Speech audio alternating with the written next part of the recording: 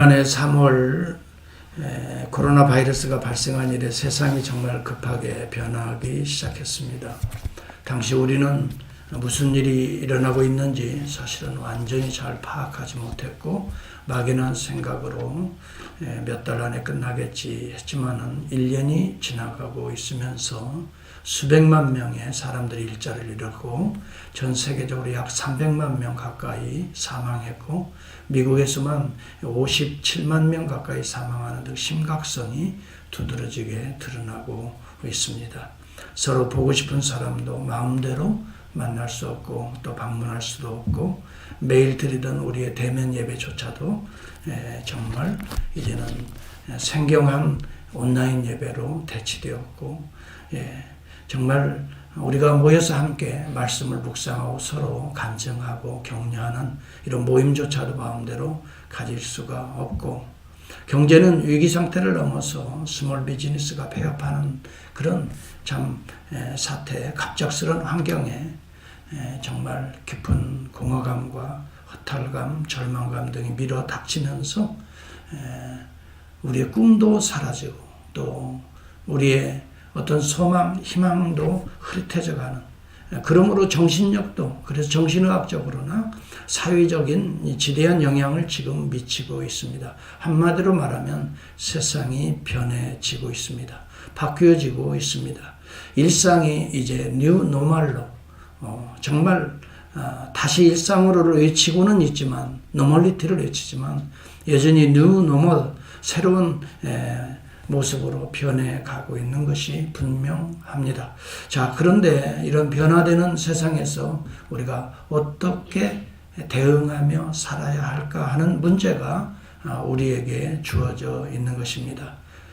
여러분, 이렇게 변하는 세상 속에 우리도 변해야 될까요? 우리도 거기에 따라서 발맞추어서 변해지는 걸까요? 여러분, 이런 중요한 질문들이 우리의 이제 일상 속에서도 우리의 미래 가운데 던져지는 질문입니다. 그러나 중요한 것 하나를 우리가 놓쳐서는 안 됩니다. 그것은 변하는 세상, 변하는 환경, 여건 속에서도 변하지 않는 것이 있다 하는 것입니다. 그게 무엇일까요? 변하지 않는 세 가지 진실이 분명하게 있습니다. 첫째는 우리 하나님의 사랑은 변하지 않습니다. 하나님께서 보내신 그리스도의 구속의 이 사건만큼은 변하지 않습니다. 두 번째는 우리의 정체성, 그리스도 안에 있는 우리의 존재, 우리의 정체성도 변하지 않습니다. 한동안 하나님께서 우리를 의롭게 칭해 주시고 우리를 불러주시고 성령을 우리에게 부어주신 그래서 우리가 성전이 되고 우리가 부족하지만 하나님의 일꾼이 되고 하나님의 역사를 위해 우리의 인생이 평생이 쓰여질 것 이 자체 우리의 정체성은 결코 변하지 않습니다. 세 번째로 우리에게 향한 하나님의 부르심이 달라지지 않습니다. 변하지 않습니다. 하나님이 우리를 부르시고 세우시고 우리를 가꾸어 가시는 그 목적, 그 부르심에 대한 소명은 결코 변하지 않습니다. 그러므로 변하는 세상에 변하지 않는 것을 붙들어야 변하는 세상에 휩쓸려 가지 않을 수가 있게 되는 것입니다. 여러분, 우리가 변하지 않는 것 세 가지 오늘 이 시간 잠깐이지만 한번 묵상해 보려고 합니다. 첫째로 하나님의 사랑이 변하지 않습니다. 하나님은 우리를 이 땅에 구속하시기 위해서 예수 그리스도를 보내시기까지 사랑하십니다. 이 사랑이 결코 지금도 변하지 않습니다. 그리스도를 통해서 지금도 역사하고 계시는 것입니다. 여러분, 그리스도를 통해서 지금도 역사하시는 것이 무엇일까요? 그리스도의 왕권입니다. 그리스도가 믿는 자들 속에서 통치하시는 왕권은 결코 세상이 달라진다고 해서 거기에 발맞춰서 달라지는 것이 아닙니다. 예수 그리스도는 오늘 우리 가운데 통치하고 계시는 것입니다. 변함없이 하나님의 뜻대로 하나님의 공의대로 우리 자신들을 통치하고 계시는 것입니다. 세상을 따라가고자 하는 우리의 마음들을 때로는 성령님을 통해서 책망하시면서라도 하나님의 왕권은 오늘 우리에게 그대로 변치 않고 임하시는 것입니다. 세상이 변했다고 우리도 변해가면서 우리도 그렇게 나태해져 갈 때에 하나님의 왕권은 성령을 통해서도 계속 임하고 있는 것입니다. 죄를 깨닫게 하고 죄를 씻게 하고 또 그러므로 새롭게 하고, 그래서 궁극적으로는 우리 주님이 우리의 자신을 통치하셔서 우리 안에 하나님의 나라를 이루시는 것 변치 않습니다. 여기 본문에 보면 여기 보라 너희의 왕이로다 라고 이 빌라도는 고백합니다. 비록 빌라도가 비아냥거리는 투로 말을 했을지 모르겠어요. 너희의 왕이로다. 그렇지만 우리 주님은 비아냥거리는 투로 말한다 할지라도 그분은 왕 중에 왕으로 이 땅에 오시는 분이십니다. 나귀 새끼를 타고 예루살렘에 입성할 때 많은 사람들이 그를 왕으로 환영했습니다. 물론 정치적인 왕으로 생각하고 환영했을지 모르지만 그는 만왕의 왕으로 정치, 경제, 문화, 역사, 과학, 또 우리의 인생의 죄 가운데서 인생의 영혼의 왕까지 모든 것을 통치하시는 왕 중 왕으로 우리 주님은 입성하십니다.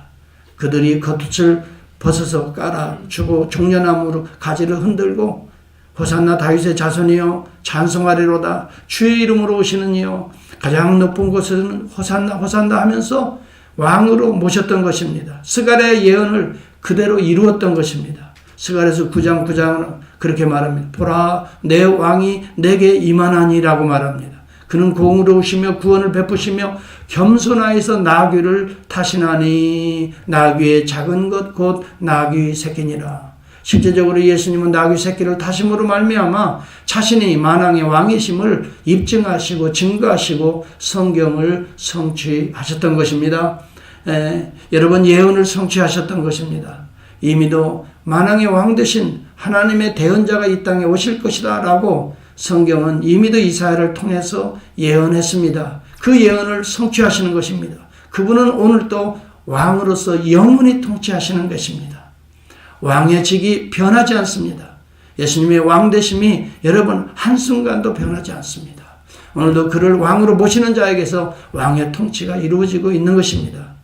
이는 한 아기가 우리에게 낳고 한 아들을 우리에게 주신 바 되었는데 그의 어깨에는 정사를 메었고 그의 이름은 기묘자라 모사라 전능하신 하나님이라 영존하신 아버지라 평강의 왕이라 할 것입니다.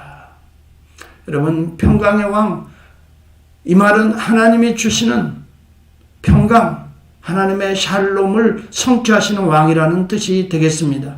우리 주님은 이 땅에 군림하고 자기의 영광을 받기 위해서 오신 것이 아니라 하나님의 샬롬을 성취하시고 그것을 우리 안에 이루시기 위해서 통치하시는, 자신을 위해 통치하시는 것이 아니라 우리의 자신을 통해서, 우리를 통해서 하나님의 놀라운 평강을 주시기 위해서 우리를 다스리시는 평강의 왕으로 이 땅에 오시는 것입니다.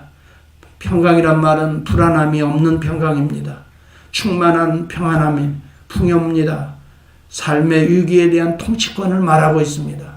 여러분 이러한 하나님의 샬롬을 우리 가운데 참으로 누리게 되는 자는 세상이 아무리 참 변화가 요란해도 힘들어도 어려워도 하나님의 안식과 평안 가운데 거할 수가 있게 되는 것입니다. 이것을 누가 주십니까? 이것을 만왕의 왕 되신 우리 주님이 우리에게 이 평강의 왕, 평강을 주시는 것입니다. 여러분 평강의 왕만이 평강을 주실 수 있는 것 아닙니까?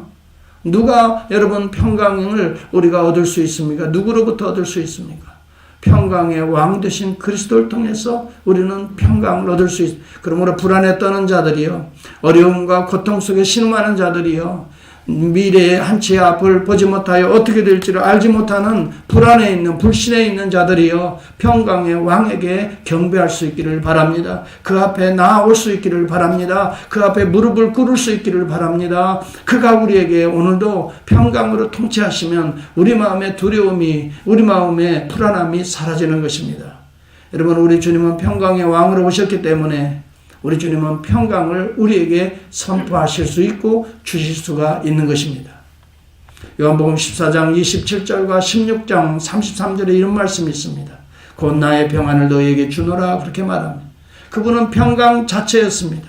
평강의 왕이라는 말은 통치자입니다.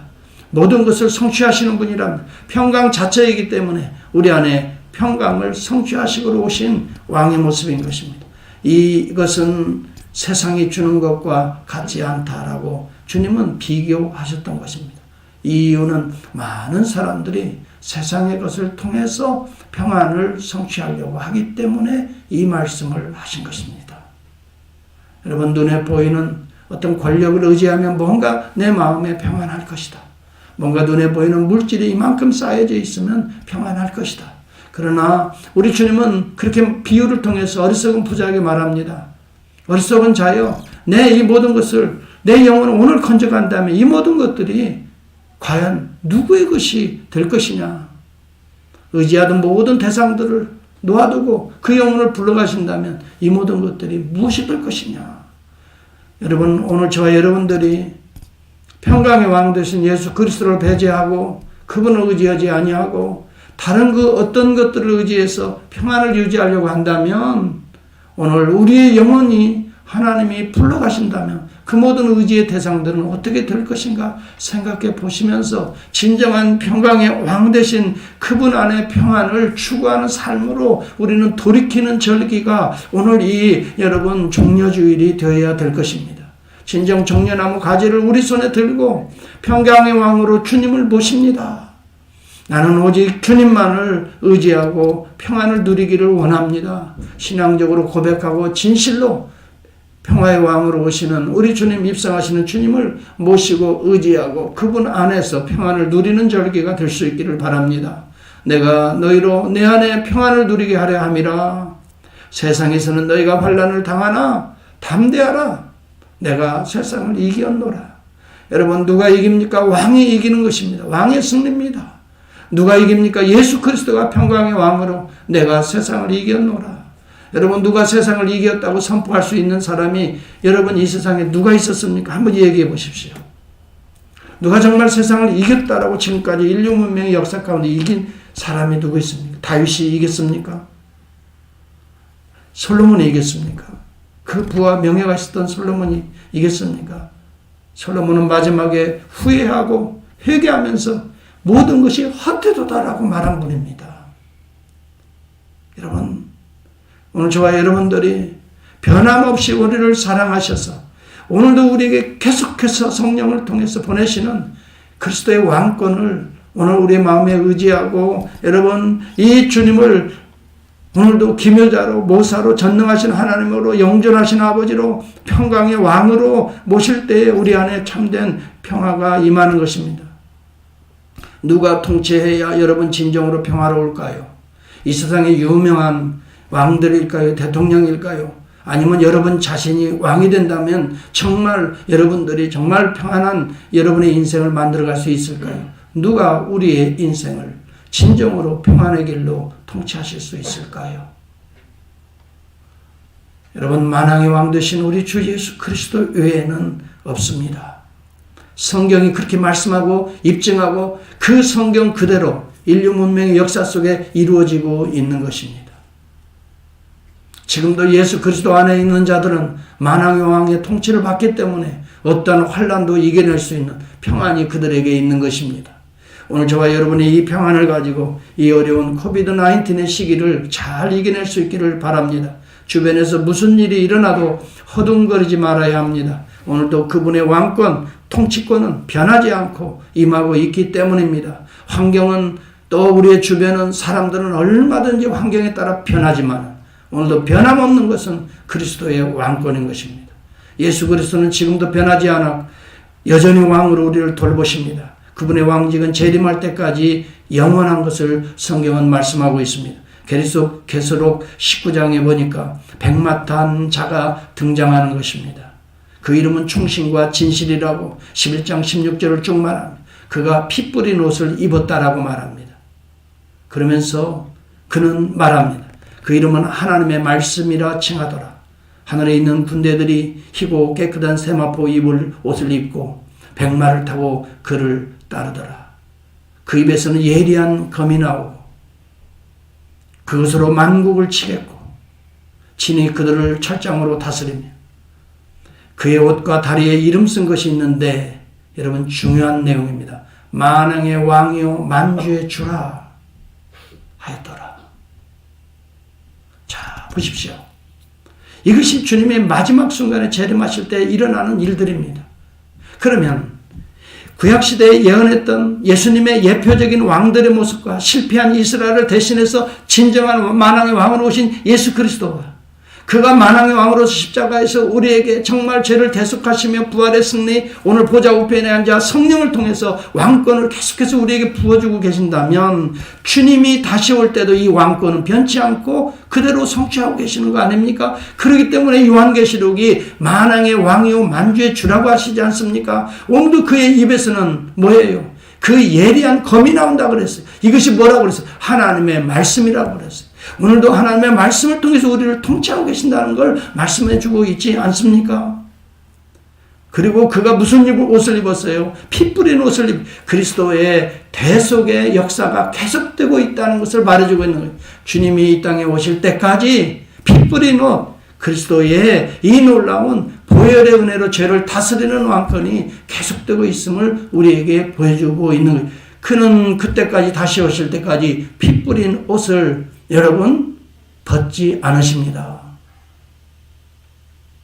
이러한 우리의 시각들이 확실하게 우리 마음에 새겨질 때에 오늘 우리는 왕 되신 그리스도를 믿고 의지하며 그 앞에 경배하며 호산나 진정으로, 여러분 그들이 정치적으로 이것을 흔들었을지 모르지만 우리는 진정한 의미에서 신뢰를 가지고 정말 만왕의 왕으로 나를 다스려 주옵소서, 나를 통치해 주옵소서, 이것이 오늘 우리의 종려주일이 되어야 된다 하는 것입니다. 여전히 우리가 왕이 되어서 우리 주님이 나귀 새끼나 되어서 나를 좀 이렇게, 여러분 내가 통치할 때니 나귀 새끼는 나를 끌고 가달라고 하는, 여러분 그것이 아니라 나귀 새끼에 우리가 옷을 벗고 그분을 모시고, 오늘 만왕의 왕이시여 호산나, 다윗의 왕권이 이어진 분이시여, 약속된 메시아시여, 만왕의 왕이요 만주의 주여. 여러분 오늘 우리가 그렇게 인정하고 그렇게 여러분 내 마음에 환영하고 그분을 따르고, 여러분 백성들은 왕을 따르게 되는 것입니다.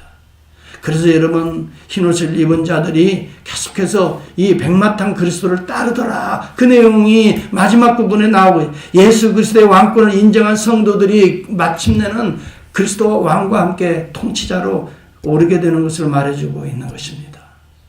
여러분 오늘 이 땅에서도 만왕의 왕 되신 주님의 왕권을 인정하게 될 때에, 여러분 보라 너희의 왕이로다, 이 말이 오늘 나에 대한 이야기가 됐으면 좋겠다는 거죠. 빌라도가 그때 그 순간 우리가 있을 때 보라 너희의 왕이로다. 빌라도는 예수 그리스도의 왕권을 사실은 인정하지 못한 거예요. 알기는 알았을지 모르겠어요. 믿기는 믿었을지 모르겠어요. 그러나 여러분 진정한 믿음을 가지고 우리는 그리스도의 왕권을 인정하고 내 안에 모시고 통치를 받아야 된다. 이것이 여러분 백성된 자세예요. 그리스도의 왕이 오늘도 나를 통치하면 우리는 절망할 수 없어요. 우리는 낙심할 수 없어요. 왜? 왕이 책임지기 때문에 그래요. 궁극적으로 왕이 세우시는 거예요. 나라를 세웁니다. 백성을 행복하게 이끕니다. 이 왕권은 놀라운 것입니다. 여러분 노인과 바다 무기여 잘 있거라 누구를 위하여 종을 울리나. 여러분 잘 알 거예요. 해밍웨이 정말 노벨문학상도 받은 분이에요. 그런데 그가 1961년 엽총으로 자살해버리고 맙니다. 그의 아버지도 자살해, 권총 자살. 그의 손녀딸, 여러분 그 영화 배우 또 모델이죠. 마고 해밍웨이도 자살로 생을 마감합니다. 그가 죽음 직전 이렇게 글을 쓰고 있는 메모가 발견되었습니다. 나는 전지약이 다 떨어지고 코드를 꽂을래도 전원이 없어서 불이 들어오지 않는 라디오의 진공관처럼 외로운 공업 가운데 살고 있다.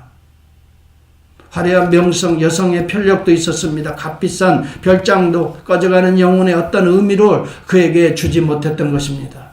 그가 그리스도를 통한 하나님의 평강에 사로잡히지 못했기 때문에 그는 항상 고독했던 것입니다. 생명의 길로 죽음에서 여러분 극복하지 못했던 것입니다. 그리스도에게 사로잡히면 죽고 싶어도 죽을 수가 없는 것입니다. 그리스도가 통치하시기 때문에 그렇습니다. 낙심하고 싶어도 낙심의 구렁텅이에 빠질 수가 없는 것입니다. 주님은 거기에서 왕으로서 우리를 건져내시기 때문입니다. 주님을 여러분 그렇게 믿고 신뢰하고 하나 된다면 주님이 우리 안에 통치하시고 보호하시고 건져내시고 인도하시고 죽음의 문까지 여시고 부활 생명으로까지 우리를 통치하고 계시는 것입니다. 여러분 신약 성경에는요, 우리 주님이 승리하셨다는 내용이 27번이나 나옵니다. 십자가도 승리의 길입니다. 왕의 승리의 길입니다. 우리의 죄를 정복하시기 위해서 자기를 희생하여 정복하시는 승리의 길입니다. 우리가 손해보는 것이 여러분 실패가 아닙니다. 주를 위해 손해보는 것, 여러분 승리의 길로 가는 것입니다. 여러분 우리는 알아야 됩니다. 지금도 왕의 통치는 편치 않고 믿는 자들 가운데 역사하고 있다는 것입니다. 왕의 통치라는 말은 기분 나쁘게 생각할 이유가 없어요. 왕의 권세와 능력이 임한다는 겁니다. 하나님의 권세와 능력이 임하는 것처럼 복된 일이 어디 있습니까? 왕의 통치를 받아들여야 됩니다. 두 번째로 변하지 않는 두 번째 그리스도의 이중직 중에 삼중직 중에 하나인 두 번째 제사장직이 있습니다. 예수 그리스도의 제사장직은 변치 않습니다. 여기 16절에 보니까 이에 예수를 십자가에 못 박도록 그들에게 넘겨주니라라고 말합니다. 외관상으로 얼핏 보면 마치 빌라도가 우리 주님을 십자가에 못 박도록 내어주는 것처럼 보이지만은, 그러나 실제 주님께서는 창조시에 아담의 범죄를 대속하시려는 예정된 하나님의 구속사건을 지금 진행하고 계시는 것입니다. 여러분 이것을 저는 여러 번 설명을 했습니다. 또 설명을 해야 할까요? 다시 한번 설명을 해드리죠. 범죄한 이스라엘에게는 하나님의 진노와 심판밖에 없었습니다. 아담의 범죄는 죽음이었습니다. 그렇지만 죽음에서 생명으로 인도하시기 위해서 창세기 3장 15절은 이렇게 말씀합니다. 최초의 복음이 선포됩니다. 여자의 후손으로 오실 그가 비록 뱀의 후손으로 오는 사탄의 역사에 의해서 이 발꿈치를 밟히지만 십자가의 사건이지만, 그러나 그는 부활하시고 보좌우편에 오르심으로 인하여 하나님의 의를 성취하심으로 인하여 그의 머리를 상하게 할 것이다. 창세기 3장 15절에 나오고 있는 얘기입니다. 하나님이 거짓말 쓰셨겠습니까? 모세가 상상력을 가지고 썼겠습니까? 하나님의 계시입니다. 그리고 친히 그 말씀을 실제적으로 이루기 위해서 창세기 3장 21절에 어떤 사건이 일어납니까? 무화과 나무 옷을 입고 있는 아담과 하와를 벗겨버리시고 가죽옷을 지어 입혔다는 사건이 21절에 나타납니다. 선포만 하고 하나님께서 선포만 하시고 행동하지 않는 하나님이 아닙니다. 행동하시는 하나님입니다. 어떻게 우리의 죄를 하나님의 아들 되신 여자의 후손으로 오실 메시아 그를 어린 양을 잡듯이 잡아서 피 흘려서 그 다음에 하나님의 의를 상징하는 가죽옷, 영원히 우리의 더러움을 덮어주고 하나님의 의의 영광을 나타내실 이제 무화과나무 옷 사람이 따서 붙이는 그런, 그리고 또 시들어버리고 또 여러분 부끄러움이 또 드러나는 인생의 그런 옷이 아니라 이것을 다 벗겨버리고 영원히 가죽옷입니다. 부끄러움이 더 이상 드러나지 않는, 동이 서에서 먼 것처럼 우리의 부끄러움을 벗어 던져버리시는 이 사건, 이것을 저는 하나님의 제사 사건으로 해석했습니다. 하나님이 친히 어린 양을 제사하심으로 말미암아 잡으시고 피 흘리셔서 그의 옷을 입혀주심으로 말미암아 오늘 우리가 죄로부터 어떻게 되죠? 구속되는 거예요. 죄값을 갚으신 거예요. 어린 양을 통해 갚으신 거예요. 그리고 우리에게 하나님의 의의 옷을 입혀주신 거예요. 창세기 3장 15절과 21절은 동일하신 하나님의 사건, 구속사건, 특히 대속의 사건을 예표적으로 보여주는 내용들입니다. 내가 또 설명해야 될까요? 이 사건이 6월절에 또 일어나지 않습니까? 세상의 장자들이 죽어가는데 하나님의 진노와 심판으로, 애굽이라는 건 세상을 말하는 것이 상징적인 이 그림입니다. 애굽의 장자들이 죽어갑니다. 이 세상은 다 죽어갑니다. 장자는 죽게 되어 있습니다. 이 말은 장자는 그 집안의 대표적인 인물이 장자입니다. 다 죽게 되어 있어요. 이 세상 사람들 죽게 되어 있어요. 하나님의 진노의 심판에 저희들이 살아나올 길은 아무도 없습니다. 그런데 살 길이 있다는 걸 말해줍니다. 이스라엘 백성들에게 무엇을 말해줍니까? 어린 양을 잡아서 그 피를 좌우 임방과 서주에 바르라. 아니 세상에 이런 일이 어디 있습니까? 아니 세상에 지금 장자들이 죽어가서 다 곡하고 있는데, 슬퍼하고 있는데, 절망하고 있는데, 어린 양의 피를 문설주에 바르고 좌우 임방에 바른다고 살아나요? 그렇습니다. 하나님의 이 구속의 사건은요, 인간으로서는 상상할 수 없는 사건이에요. 이해가 안 갑니다. 그것은 상상할 수, 그런데 이미 하나님이 말씀하신 사건입니다. 제사제도를 향하여 이미도 말씀하신 사건입니다. 하나님이 친히 자기 아들을 잡아서 그 피로 피값을 치르시고 구속하신 사건을 지금 출애굽에서 재현하고 계시는 거예요. 창세기 3장 22절의 사건을 지금 이스라엘 백성들이 재현하고 있는 거예요. 그래서 여러분, 이러한 하나님의 사건을 이해한 그의 백성들이 제사제도가 아담에서부터 시작된 거예요. 여러분 4장에 보면 아담도 하와도 그 아들 가인도 아벨도 제사드렸어요. 제사드리는 사건이 나와요. 하나님이 계시하신 거예요. 제사는 이 땅에 오실 어린 양의 피로 우리가 더러움을 씻고 죄를 이긴다. 씻고 자유인이 된다. 해방받는다. 죄로부터 자유다. 그러므로 하나님을 만날 수 있는 길이 열렸다. 하나님은 죄인을 만날 수가 없습니다. 죄 때문에. 연합될 수가 없습니다. 죄 때문에. 그런데 그걸 씻어버릴 수 있는 유일한 길, 예수 그리스도의 제사장직입니다. 이것을 제사장직이라고 합니다. 제사장들은 제사를 드려서 피 흘려서 하나님과 인간 사이에 막힌 죄의 담을 헐어버리는 이 중보자의 역할을 제사장이 했습니다. 우리 주 예수 그리스도의 대제사장직은 지금 십자가에 오르시면서 성취되고 있는 것입니다. 단번에 영원한, 여러분 그렇기 때문에 여기 단번에 영원한 제사장직, 영원하다는 말을 여러분 기억해야 됩니다. 히브리서의 사도 바울이 그냥 붙인 내용이 아닙니다. 주님이 다시 오실 때까지 이 제사제도, 어린 양의 피의 옷을 입은 자들의 제사는 어떻게 돼요? 계속된다는 걸 말합니다. 변하는 세상에 오늘 변하지 않는 것이 있다면 구속의 피입니다. 이것은 바르면 바를수록 계속해서 우리는 죄로부터 정결하게 되고 깨끗하게 되고, 여러분 그래서 로마서 3장 이 사실을 알았던 사도 바울이 그렇게 얘기합니다. 21절 26절에 보면 이제는 율법 외에 하나님의 한 의가 나타났으니, 율법으로 그렇게 되는 게 아니에요.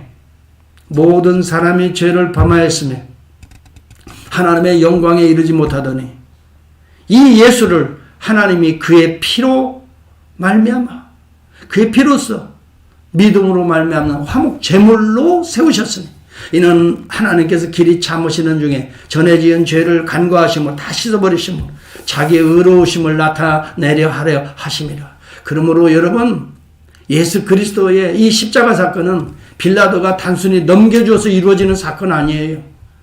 대제사장들이 저놈을 죽이라서 되어지는 사건이 아니라고요. 유형적으로 봐서는 그런 과정을 겪어가고 있지만 실제적으로 봐서는 하나님이 창세 때 언약하신 그 내용을 계속해서 선지자들을 통해서 말씀하신 내용을 그리스도가 성취하고 계시는 거예요.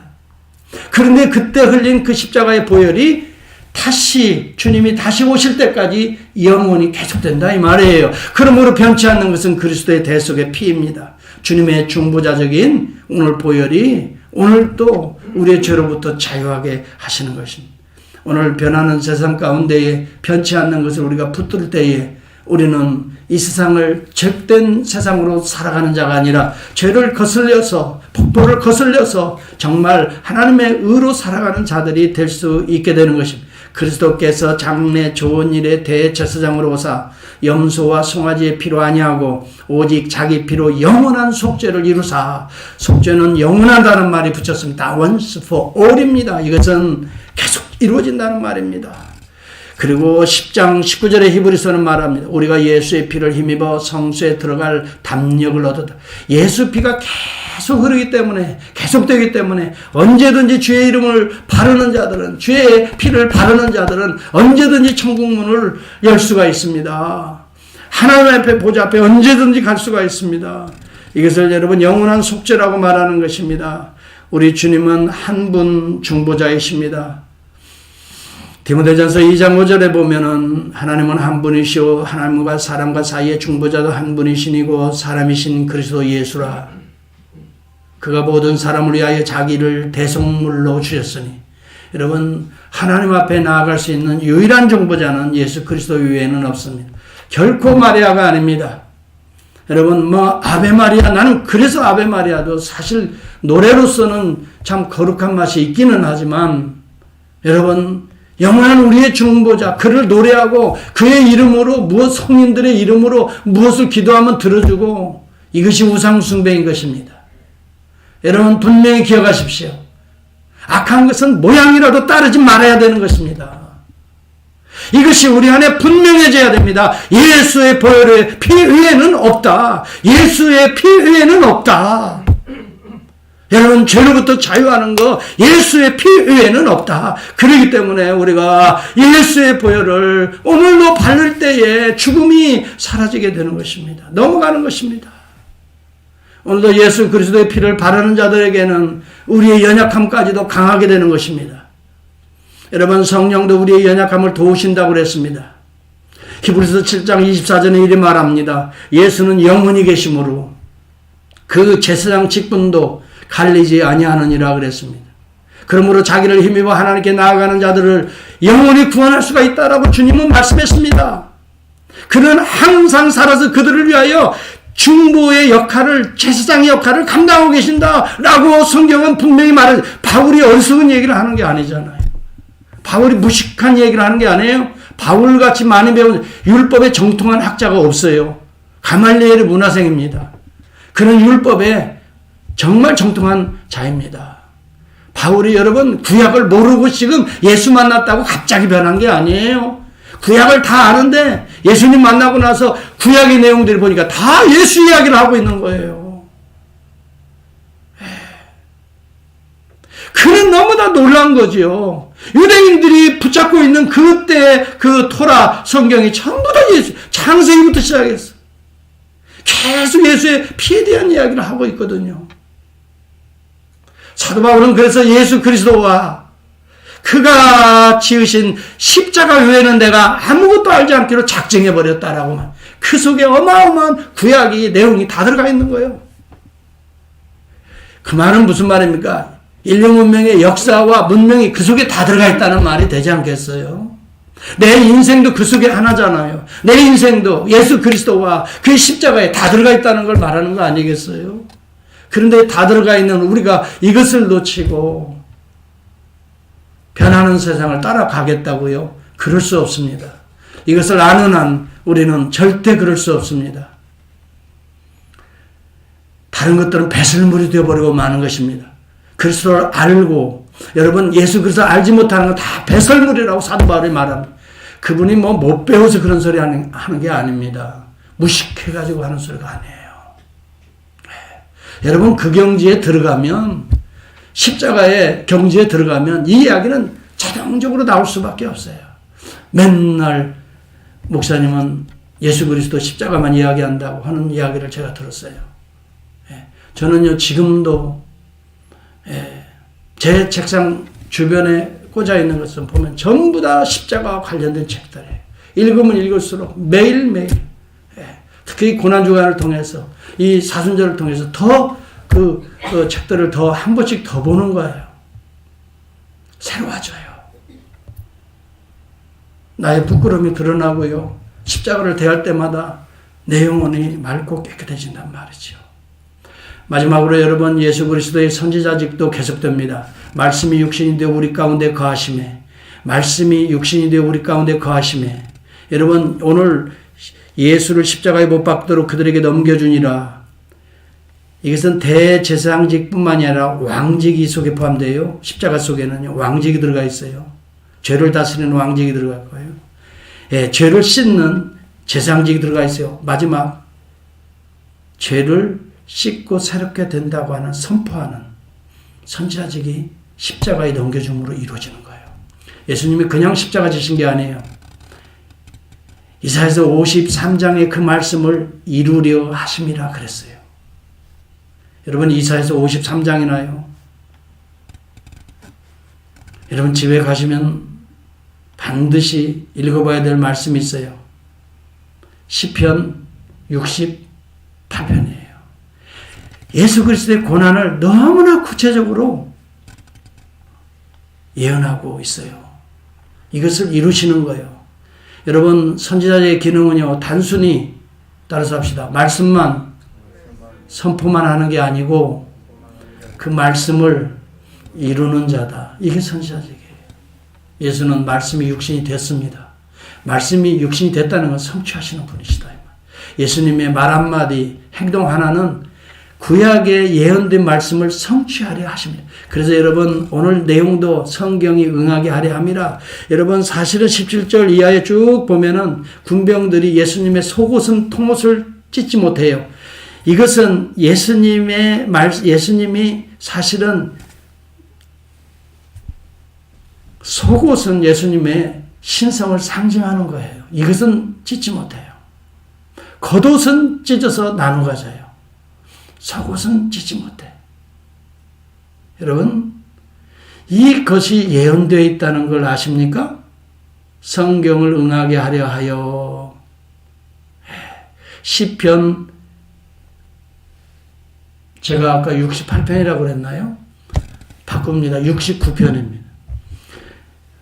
아니, 제가 한번 찾아봅시다. 21절인데요. 68편인가 69편인가 한번 좀 본다는 거.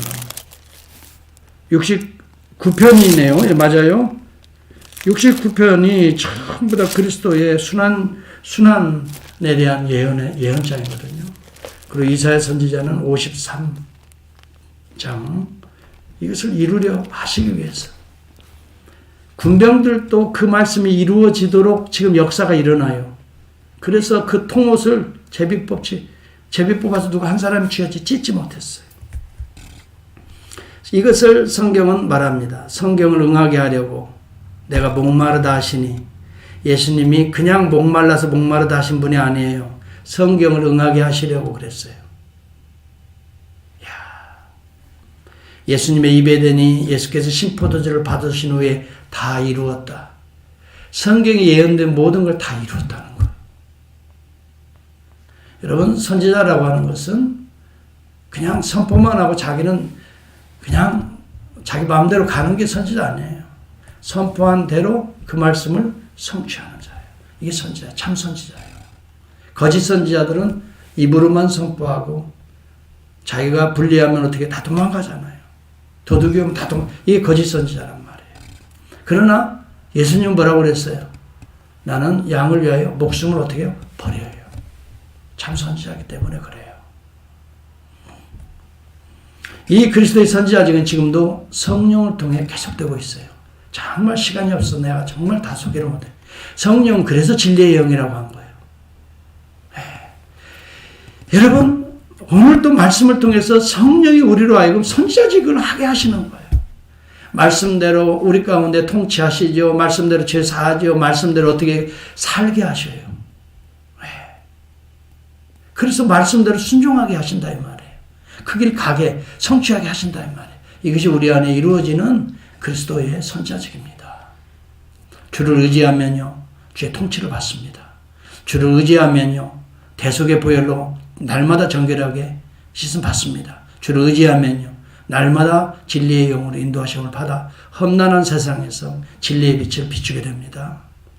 이것은 변하는 세상에 변치 않는 놀라운 하나님의 사랑입니다. 그리스도를 통해서, 성령을 통해서 이 놀라운 사랑이 계속 우리에게 교회에 임하고 있습니다. 그러므로 저는 결론처럼 말합니다. 예수 그리스도 안에 있는 우리의 정체성은 변하지 않습니다. 우리가 교회입니다. 우리는 여전히 그리스도 안에 있는 자들은 교회입니다. 그리스도의 몸입니다. 이것은 누가 뭐라고 해도, 누가 때려 죽인다 해도 변치 않는 것입니다. 우리는 교회인 것입니다. 너희는 왕같은 제사장들이요, 이 기이한 빛에 들어가게 하신 이 아름다운 덕을 선포하는 선지자라라고 베드로전서 2장 9절에 말하고 있는 것입니다. 마틴 루터는 우리에게 이것을 해석하면서 거룩한 교환이다 이렇게 말을 했어요. 거룩한 교환이다. 우리의 죄는 다 우리 하나님이, 우리 주님이 가져가시고 우리에게는 그리스도의 아름다운 삼중직을 교환해 주셨다. 이것을 신학적으로 거룩한 전가라고 말합니다. 예수 그리스도의 삼중직이 우리에게 그대로 전가된다. 그러므로 우리가 그리스도와 연합된 자는 왕같은 제사장이요 나를 오늘도 어둠에서 빛으로 인도하신 여러분, 이 빛 가운데 거하게 하시고 빛 가운데 보호받고 살게 하시고 생명을 일어나게 하시는 우리가 이 시대의 선지자라는 사실을 깨닫고요, 이것은 변치 말아야 됩니다. 여러분의 정체성이, 지금 세상이 요란하고 코비드가 여러분 정체성을 흔들다 할지라도 이 정체성이 변하지 말아야 돼. 그리고 오늘 우리가 이 하나님이 그것을 위해 부르신 이 부르심의 사명이 여러분 변치 않는 것입니다. 여러분 변하고 싶어도 여러분이 나태하게 빠질 때도 성령이 그냥 두지 않을 겁니다. 반드시 여러분을 돌이키는 역사를 일으키실 것입니다. 여러분, 그렇기 때문에 변하는 세상에 변치 않는 하나님의 사랑 가운데 오히려 적극적으로 willing to, 오히려 기꺼이 순종하시는 주님을 따라서 이 시대의 왕 같은 왕적 사명, 이 시대의 제사장적 사명, 선지자적 사명을 충성스럽게 감당한 저와 여러분이 될 때에 오늘 진정한 의미의 여러분 순환 주간이, 고난 주간이 한 주간 임하게 될 것이에요. 여러분, 고난주간이라고 하면 그냥 금식이 나가고 그냥 뭐 하던 거 다 중단. 요즘에는 인터넷 중단도 뭐 금식, 인터넷 금식이라는 말도 있더라고요. 박종 품고 뭐 여러분 인터넷 중단, 그런 외형적인 것이 여러분 고난주간 아니에요. 정말 이런 과정을 통해서 내가 그리스도의 변치 않는 삼중직이 내 안에 흐르고 철철 흐르고 넘치고 있는가, 이것을 어떻게 해요? 점검하면서 회복하면서 다시 새 생명으로 부활하는 부활주의를 경건히 준비하는, 그것이 바로 고난주간. 이러기 위해서 시간이 없기 때문에 우리는 금식도 합니다. 이러기 때문에 여러분 운동하는 것도 중단하는 것이, 왜? 그런 시간이 없기 때문에. 그런 의미에서 하는 것이지, 그것 한다고 해서 여러분 무슨 예수님의 고난에 동참했다고요? 천만에 나가서 생각은 내 마음대로 하면서 통치도 안 받으면서 보혈도 없으면서 선지자직 누구에게 전도 한번 하려면 벌벌벌 떨면서 무슨 선지자직이에요? 여러분이 교회라는 사실을 깨달아야 돼. 그리스도의 몸이라는 사실을 깨달아야 돼. 작은 예수라는 사실을 깨달아야 돼. 누가 누구를 이야기합니까? 내 자신을 철저하게 오늘 점검해 볼 수 있는 한 주간, 고난주간이 될 수 있기를 주의 이름으로 축복합니다. 그래 보시겠습니까? 여러분, 그래 보시겠어요? 정말? 그렇다면 이번 다음 주일에 기쁨으로 정말 새로운 모습으로 부활절, 새로운 2021년의 부활절은 정말 여러분과 저의 인생의 새로운 기점입니다. 우리 교회의 또 새로운 기점. 지금까지는, 오늘까지는 다 여러분 가정에서 예배드리는 분들, 이제 다음 주에는 다 나오세요. 이 시간 말씀을 듣는 여러분들 다 나오세요. 믿음을 가지고 나오세요. 그 대신 마스크 딱 준비하시고 딱 끼시고 주님 앞에 나와서 예배 드리세요. 그리고 하나님을 경배하세요. 삶 제사를 드려보세요. 성령을 의지하세요. 하나님은 지금도 살아계십니다.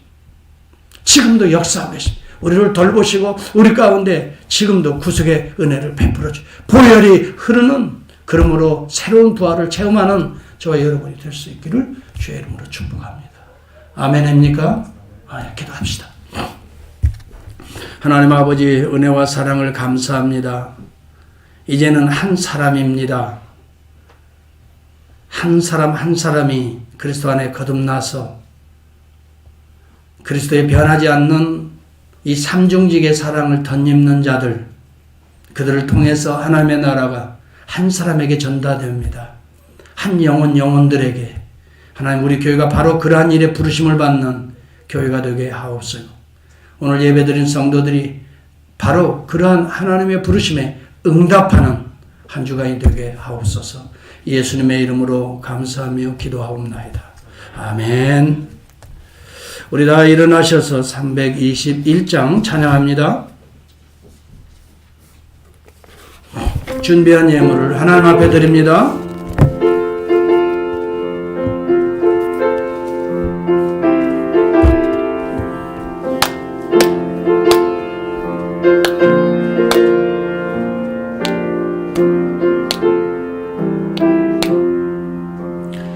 날 대속하신 예수께 내 생명 모두 드리니 늘 진실하게 하소서. 내 구주 예수여, 나 구주의 살리라.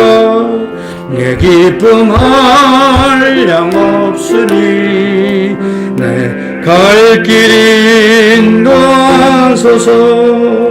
내 구주 예수여, 날 구원하신 예수를 일평생 의지하오니 날 영접하여 주소서. 내 구주 예수여, 나 구주의 살리라. 내 기쁨 한량 없으리. 내 갈 길 인도하소서.